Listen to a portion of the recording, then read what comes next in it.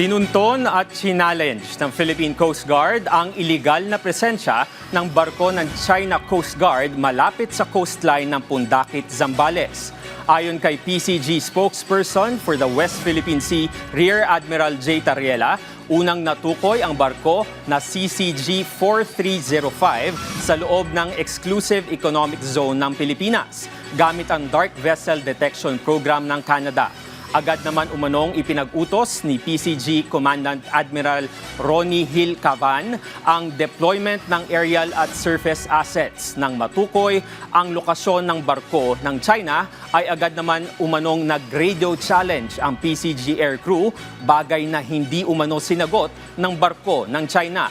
Nagpunta din aniya ang BRP Cape San Agustin sa lokasyon ng CCG vessel at nagsagawa ng walang patid na radio challenge. Giit ni Tariela, ang pag-radio challenge ng PCG sa barko ng China na may hindi otorisado na presensya sa ating teritoryo ay alinsunod sa kautusan ni Pangulong Ferdinand R. Marcos Jr. na huwag hayaang maging normal ang iligal na pagpapatrolya ng CCG sa loob ng ating teritoryo.